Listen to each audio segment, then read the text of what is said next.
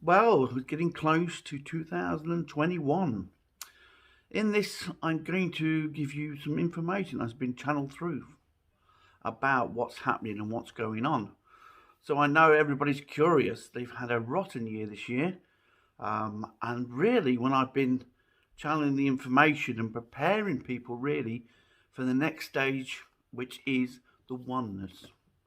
I've been working on this for 10 years, soul searching, trying to understand my journey, trying to understand where everything and why everything is happening. And I think it's come to this point where if you go through a lot of my videos, you might start to understand the journey that I've been on. And oneness is the key to everything. Because when we're in the oneness, or when we're connected to all, then we do not allow certain energies to affect our bodies. It's only when we detach through our thoughts, through what our vibration, that we start to struggle mentally, physically, health-wise. And really, now that we've been cut off from other people, which is our way to let go of all this through sharing our thoughts and ideas and our passions and our creativity, all these things that you enjoy in life have been taken away.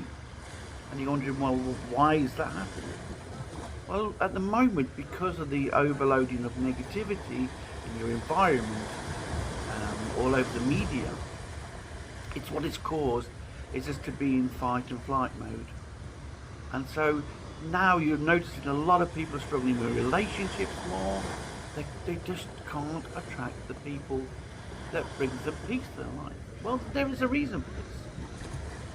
The problem is we're all thinking. We're all going with our mind. We're all thinking about what we want out of life. We want more out of life because we've been waking to a fact that there is more to life at the moment. There is more that we can actually achieve. We're waking to the beautiful world and the beautiful souls around us, but when we connect, make us feel alive. A lot of people are being ignited at the moment, and this is the thing. But last year, 2020, was really the year for going within, going to your core energy, feeding your core energy, releasing that, because as we're starting to get more and more into warrior mode, we're bringing to the surface our deep-rooted fears. More people are triggering us. More people, when they send love to us, makes us want to release that that's deep-rooted within our bodies and our lessons. So really, 2020 was the year of lessons, really, more than anything. And that's why there's certain people that we attracted, even in relationship situations, were just giving us lessons. And that's not good for the harmony of the body. Because you are made up of this passionate, creative, joy, loving, unconditional loving type soul. And so when you can't be that person, then you're not being who you are. And when you're not being who you are, you're not playing your part.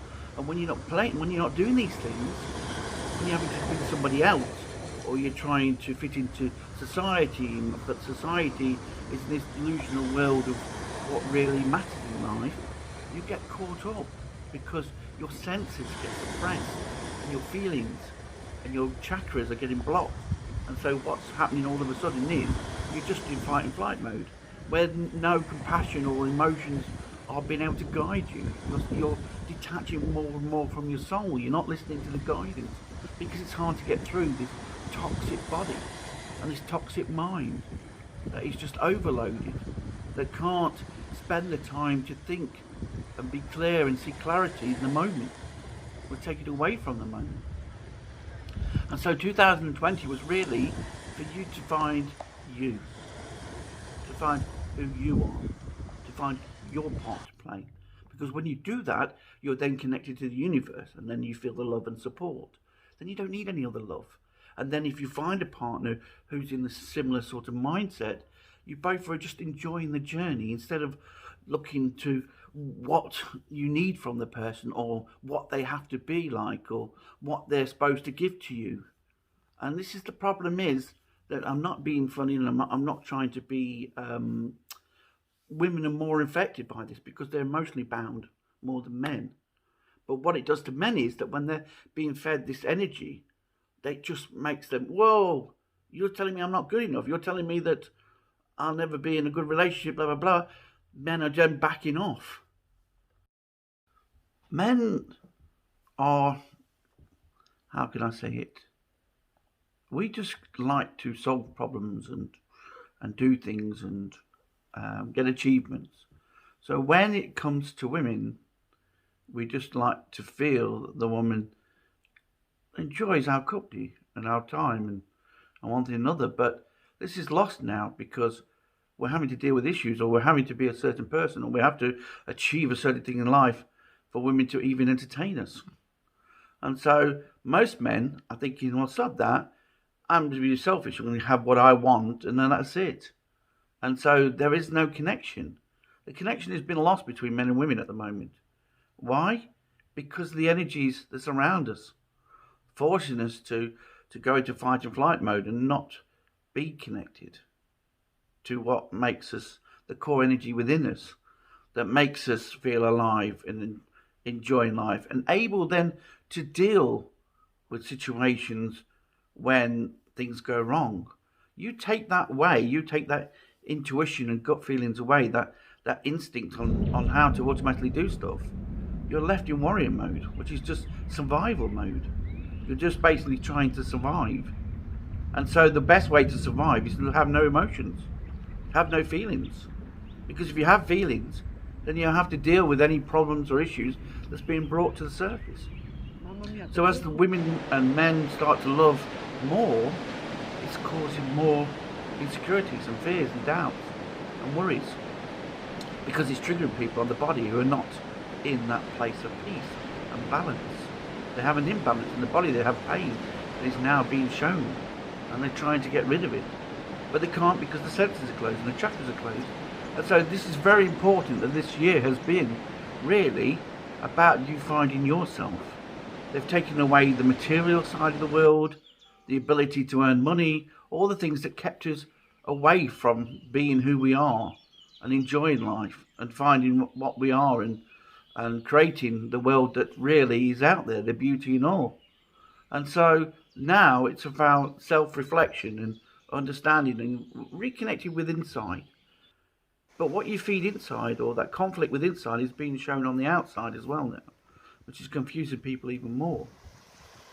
So really, all this time that I've spent 10 years has really got me to understand, to be able to tap into this connection.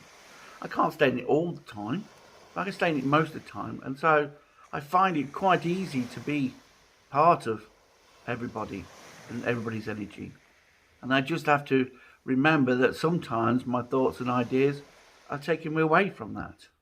It's not a bad thing, because once I connect the mind, body and soul together, then it's a different connection. Then all of a sudden, everything flows, everything falls into place. I'm no longer creating blocks to stop certain energies. I'm understanding why things happen so easily. I'm seeing the bigger picture. I'm experiencing life different, because I'm not wrapped up in this illusional world where if I make a lot of money, then I'll be happy. If I find the right partner, I'll be happy. I'm understanding that my happiness comes from being happy with me, and then that's reflected to the world. We all can look at different ways of lack and where we need to be good enough or what we need to do, but that's taking you away from being, you know. What if your part to play is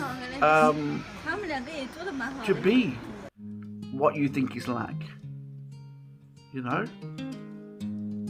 This is the sort of enlightenment stage comes in, that everything is relative.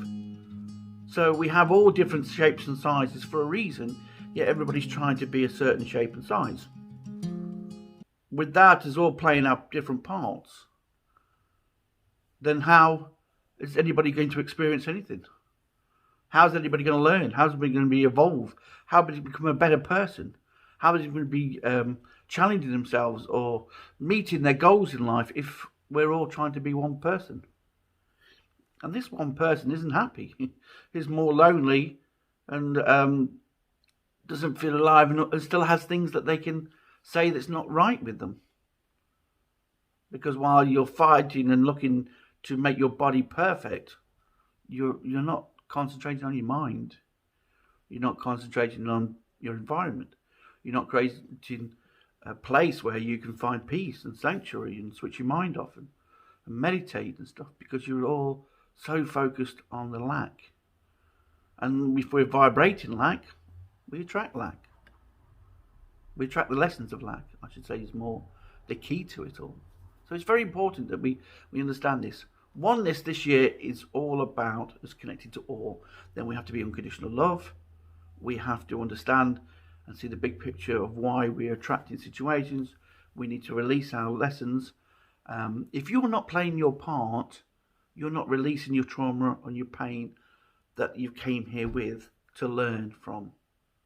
That is what's happening to a lot of people.